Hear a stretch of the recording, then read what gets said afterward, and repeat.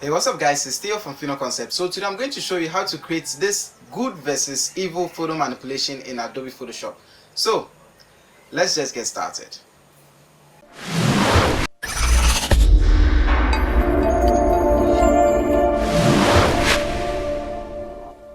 Welcome to Fino Concept. Click the subscribe button and hit the bell icon so you don't miss out on any of our future videos. Alright, so let's go ahead and open up our application. For this tutorial, I'm using Adobe Photoshop CC 2019, and I'll just open up my image in here. Now, I'm not so sure of the document size, so I'm not going to create a new document. I'm just going to open up this image in Photoshop 2019. Just going to assume this image size. So the first thing I'm going to do is blur out the background. So I'm going to create a duplicate of the background. Ctrl J or just click and drag onto the new layer icon. Then just grab any of the selection tool. In my case, I'll be using the quick selection tool because it's going to make my job a lot easier, or I find it quite useful for this scenario. Using the pen tool will also give you a much precise results, but I'll just be using the quick selection tool in this case. Now with the quick selection tool, anytime you want to take away a selection, you just hold down the Alt key and you just do that. So I think I made a mistake with the selection over here, so I'll just hold down the Alt key to bring up the minus or the subtract selection, and I'll just do that like so. Okay, let's zoom out and see what we have. With the quick selection tool still active, right click and go to layer via copy. So this is going to create a copy of the layer or the selection you created, and I'm going ahead to blur this background. So I'll go to filter up here and I'll go to blur and click on Gaussian Blur, and I'm going to blur it up by, I don't know, probably 40. Let's try 20 and see how that is looking like. Okay, I think 20 is okay.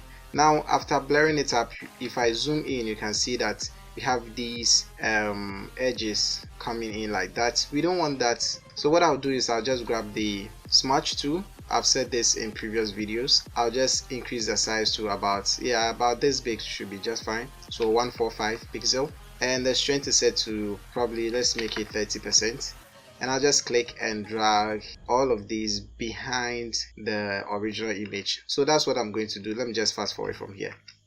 Alright, so I'm done. Now if I want, on top of this background, I can just create a new solid icon, a solid adjustment, and just select probably a white color from this. It doesn't necessarily have to be blurred out. If I want, I can also apply a radial gradient like so, change the scale to 100%. Then probably I'll just reduce the opacity of these two to about 50% each. Now I can also do this, but I just want to keep these images in focus. You know what, we might actually come back to this, so let me just group them up and place them somewhere for the meantime.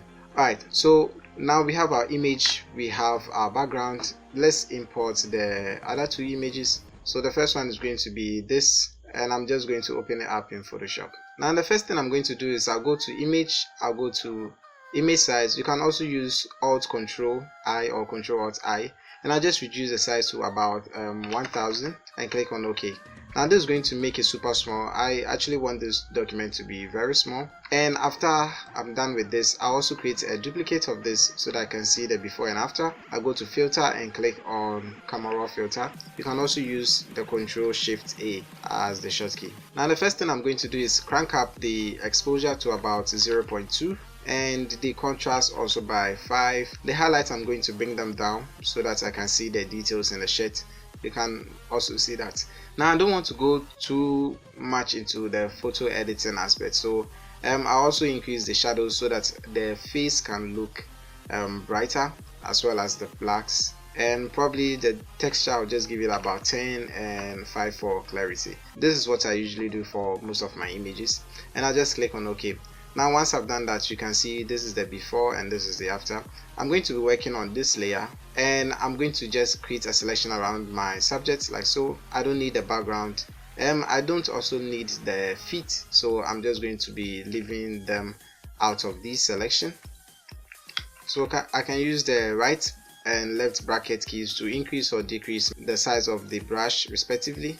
So I think something like this should be just fine. Let's zoom this out and see. And again, I'll just create a layer via copy or layer via cut out of it. use the move tool, click and drag and drop this onto this new layer, and I'll probably place this here because I want the darker part to be here. That is the evil Theo. I'll place him somewhere around here. There's something I was supposed to actually do. You know what, let's group this up using Ctrl G and call this evil. What I want to do is change the color of the shirt I have here. So I'm going to create a duplicate, Ctrl J, go to image, adjustment, and click on replace color. Now in replace color, I'm going to select this color right here, and I'll click on this plus eyedropper tool, and I'll just sample some parts like over here as well. Now once I've done that, I can just click on this color box right here and change the color to whatever I want, but I'm actually going to be just playing around the lightness instead of just using the color icon.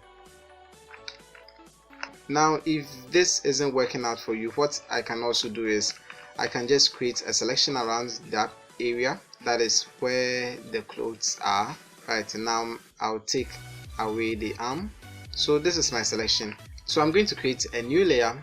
Then I'm going to paint in that layer with a solid black color. So I'll grab the paint bucket tool using G on my keyboard, and I'll select a black color from here. Now I'll just paint or fill it in like this.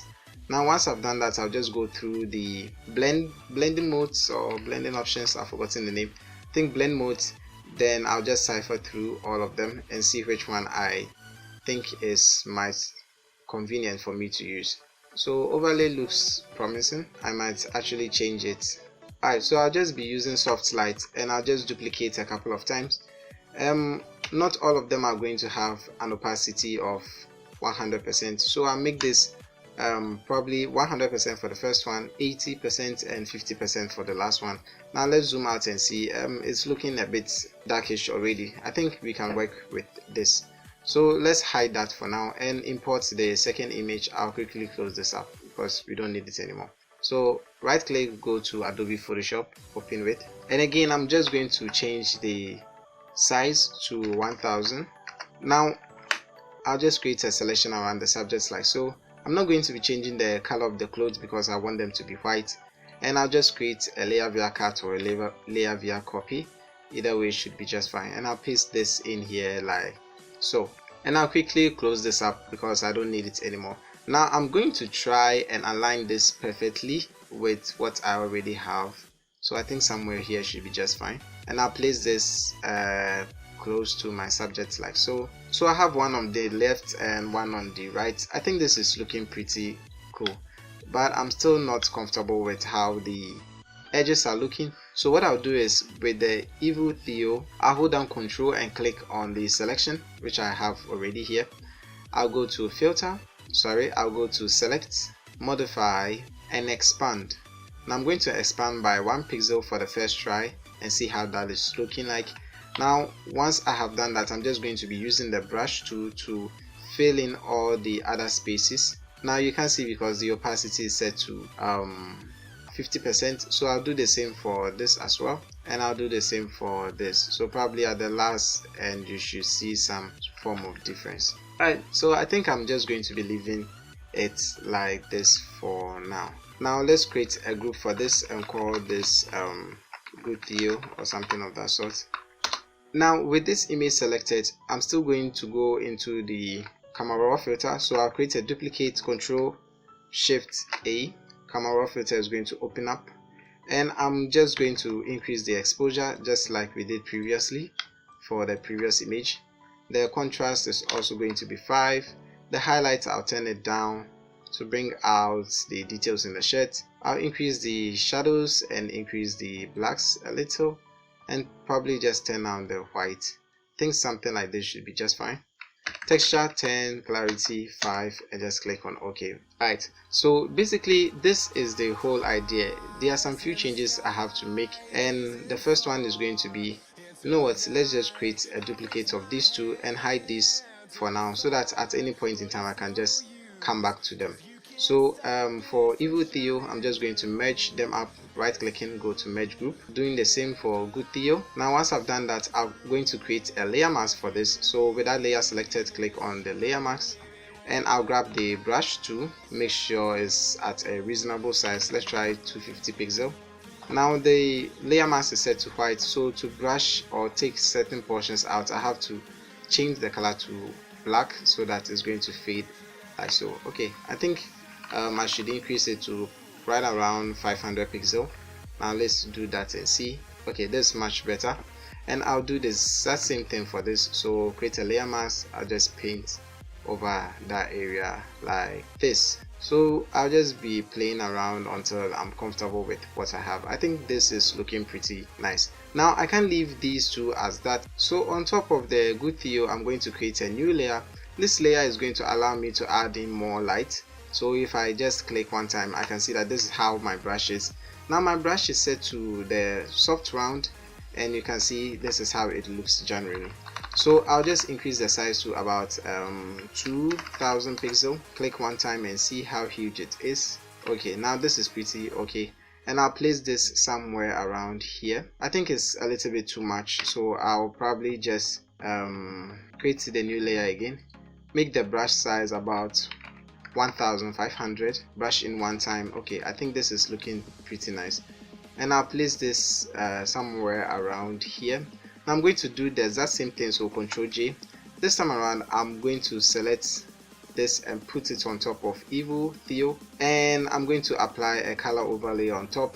So I'm going to change the color from white to solid black like this, and once I've done that, I'll just place that over here. So let's go ahead and stretch it out to something like this. I think I should probably zoom out a little bit. Alright, so something like this should be just fine.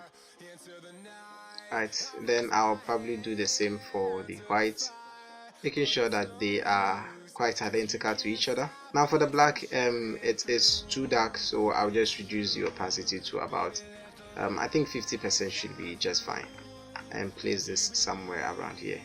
Now I should probably save my work before this thing vanishes. I don't have a name for this yet, so let's just call it I'll create a new group and call this final, or probably just images. Now I'm going to create another group on top, and I'm going to call this effects. Now for my first effect, make sure that the foreground color is set to black. I'll go into the adjustment panel, I'll click on gradient, and I'll change the gradient to radial, reverse it, change the scale to 1000%, and we have this form of vignetting over at the edges like so. I can also try and place this at the bottom so that the image is still going to stand out, but I'll have it on top like this.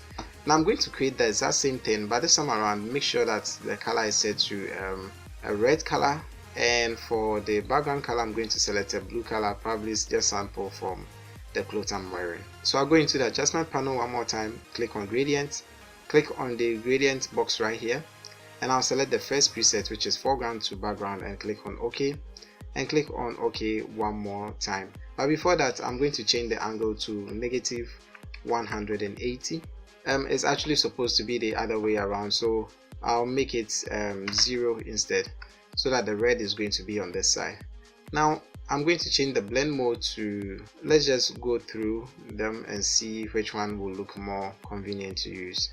Alright, so hard light is looking quite okay for me, but I don't like the red color, is too bright. So I'll go into that same preset and I'll select that red color and make it much darker to something like this, should be just fine, and click on OK.